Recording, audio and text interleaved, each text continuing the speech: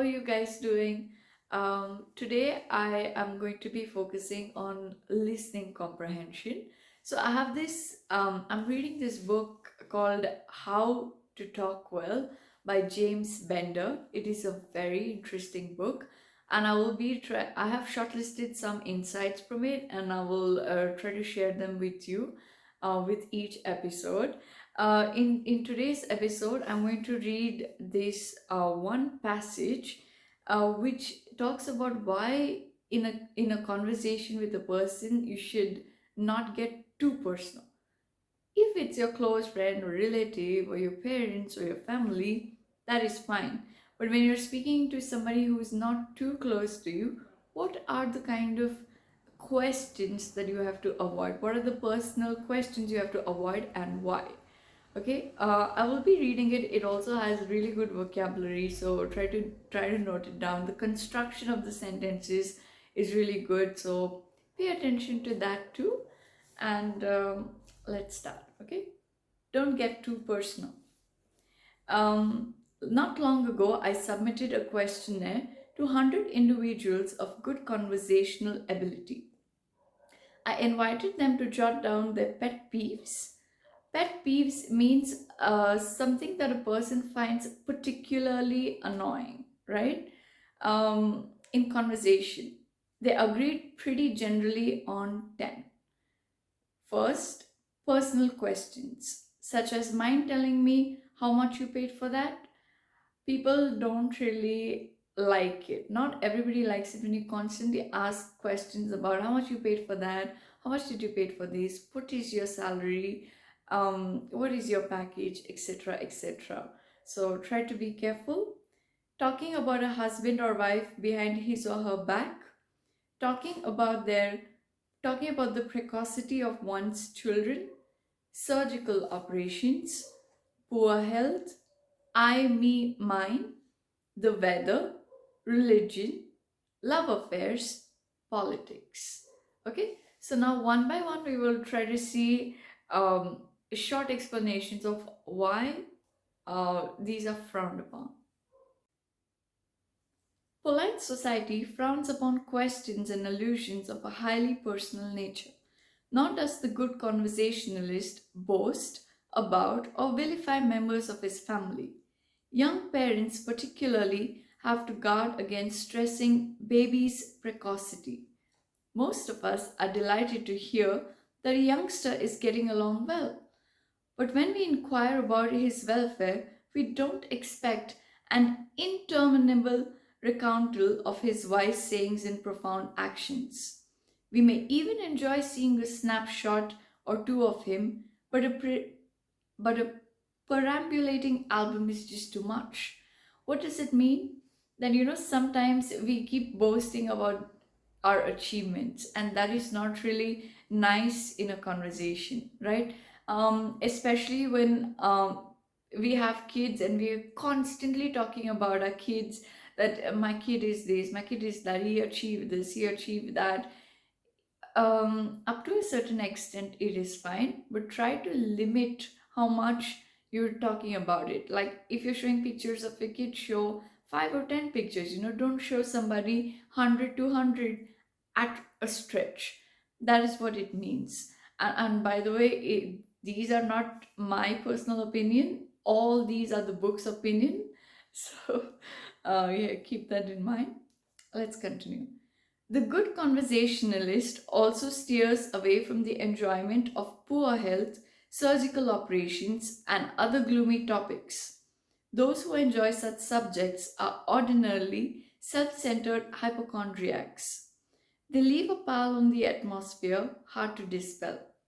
Then you meet people with a proclivity for retrospect. The good old days when I was young. You hear people like talking about, when I was young, I used to do this, when I was young, I used to do that. So I try to limit how much you're speaking about the good old days, okay? Good conversationalists use I, me, and mine sparingly. They substitute you and yours. Better still, they encourage subjects of wide and general interest, thinks of some intellectual content. Avoid talking too much about yourself, too much, okay?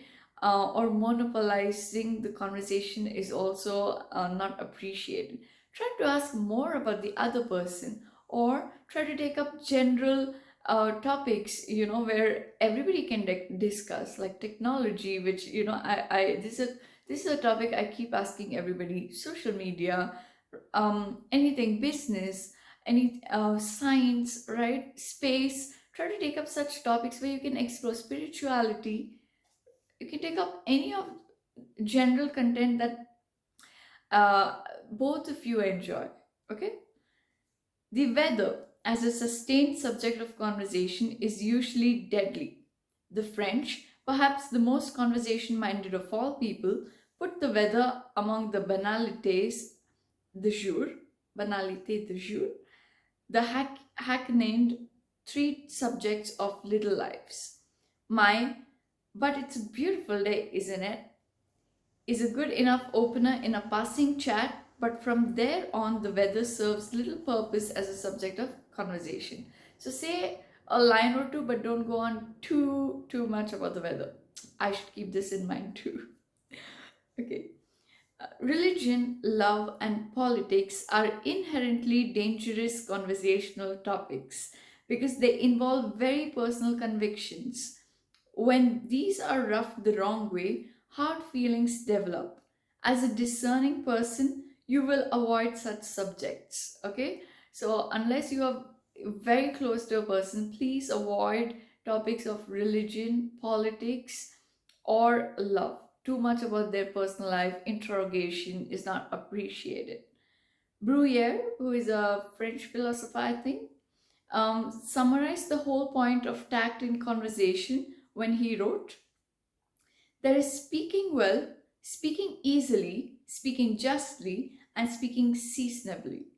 It is offending against the last to speak of entertainments before the indigent, of sound limbs and health, before the infirm, of houses and lands, before one who has not so much as a dwelling. In a word, to speak of your prosperity before the miserable. This conversation is cruel, and the comparison which naturally arises in them betwixt their condition and yours is excruciating.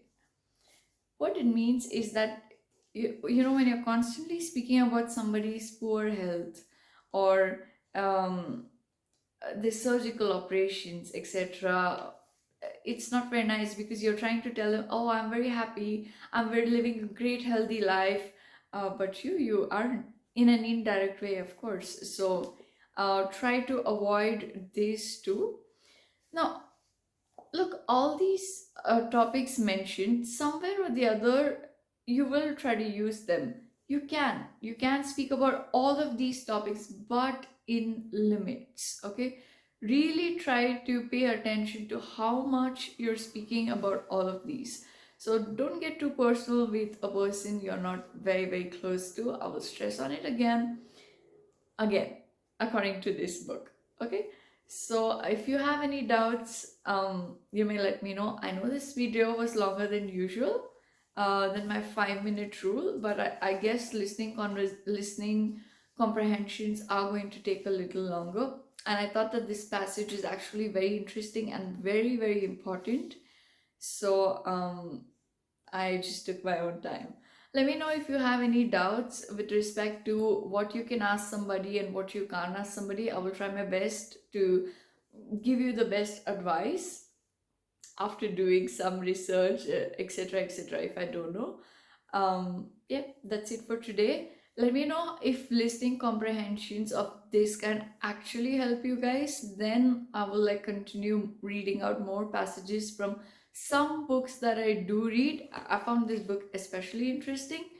If it helps you, I will try to continue more of it. Okay, just let me know. I hope that you guys have a wonderful day. Sleep early, eat well. Goodbye.